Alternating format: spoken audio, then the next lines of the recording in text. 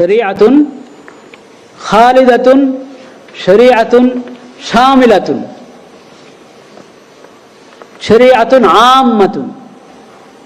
নবী করিম সাল্লাল্লাহু আলাইহি ওয়াসাল্লামের যে সুন্নাত এবং সিরাত ওটা কিয়ামত পর্যন্তের জন্য, কারণ উনি আখিরি নবী, খাতামুন নবিয়্যিন।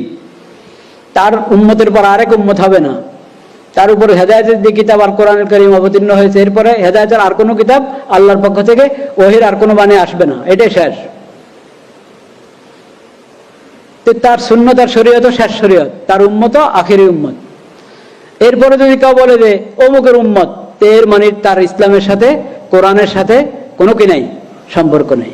আপনারা জানেন আমাদের এই দেশে আরেক উম্মত যে আছে, নবী করিম সাল্লাল্লাহু আলাইহি ওয়াসাল্লামের উম্মত ছাড়া আরো উম্মত আছে, জানেন তো? আপনার ধারণা আছে কিনা? হ্যাঁ, মির্জা গোলাম আহমদ কাদিয়ানি, তাকে কাদিয়ানি জামাত কি মনে করে? নবী মনে করে। আমাদের নবী আখিরি নবী হযরত মুহাম্মদ মুস্তাফা সাল্লাল্লাহু আলাইহি ওয়াসাল্লাম, হ্যাঁ, কিন্তু তার 1200 বছর বা একটু বেশির পর হলো মির্জা গোলাম আহমদ কাদিয়ানি।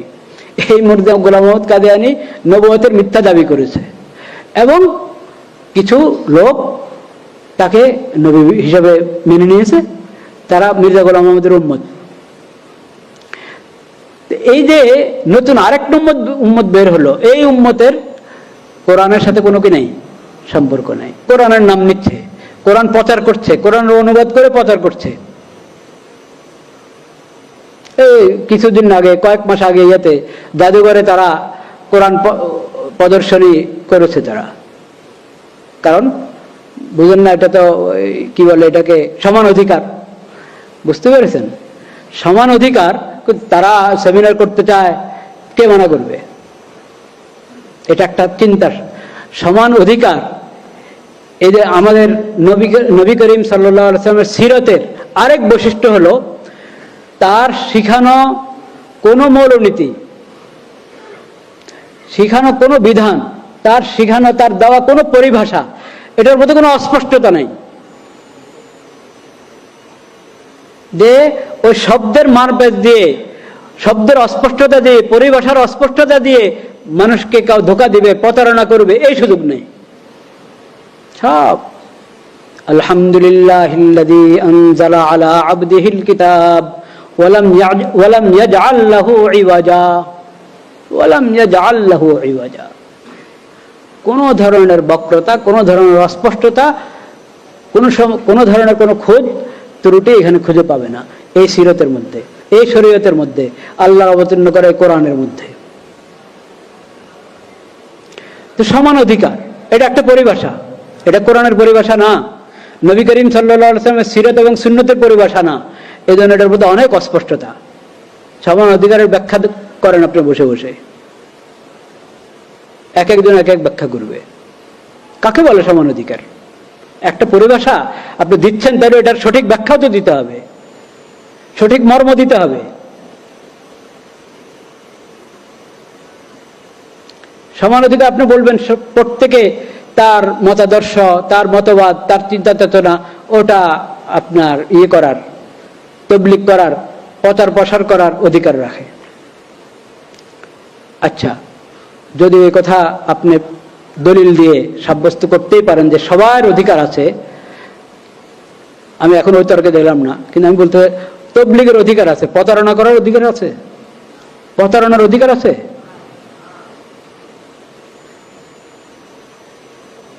তুমি কোরআন প্রদর্শনী করছো, তো কোরআন তুমি যদি 40 পারার কোরআন বের করে আনো, কথার কথা মানে 114 সূরা, আপনি আরো আরেক সূরা বাড়িয়ে কোরআন প্রদর্শনী করছেন, এটা কোরআন প্রদর্শনী হলো না ধোঁকা হলো? ধোঁকা হলো। ঠিক এরকম একটা সূরা বাড়ান নাই, একটা আয়াত বাড়ান না, যা আছে তা ওটাই প্রদর্শনী করছেন, কিন্তু ওটার অনুবাদ করা হচ্ছে বিকৃত করে, অনুবাদ করা হচ্ছে বিকৃত করে। তারা কাদিয়ানীরা যতগুলো তাফসীর বা অনুবাদ গ্রন্থ প্রচার করে, তারা সবগুলোর মধ্যে বিকৃতি আছে, কোরআনের বিভিন্ন পরিভাষার বিকৃতি আছে, এবং এমন বিকৃতি ঈমান কুফর হয়ে যায়, কুফর ঈমান হয়ে যায়, হালাল হারাম হয়ে যায়, হারাম হালাল হয়ে যায়, এই ধরনের বিকৃতি আছে। আকীদা পরিবর্তন হয়ে যায়, এই ধরনের বিকৃতি আছে। তো এটাকে কোরআন প্রদর্শনীর নামে, কোরআন অনুবাদ, কোরআন তাফসীরের প্রদর্শনীর নামে যদি প্রচার করা হয় এবং প্রদর্শনী করা হয়, তাহলে এটা কি তাবলীগ হলো না প্রতারণা হলো? প্রতারণা। তা আপনি সমান অধিকারের কথা বলে আপনি বলেন যে তারাও তো, তাদেরও একটা ধর্ম আছে, কাজে ওদের নাগরিক হিসাবে অধিকার রাখে এটা প্রচার করার। নাগরিক হিসাবে প্রচার করার অধিকার রাখে, মানুষকে ধোঁকা দেওয়ার অধিকার রাখে না। এটা কে বুঝবে? কাকে বুঝাবেন? আমরা কি বুঝি না, না বুঝেও বুঝি না? কোনটা?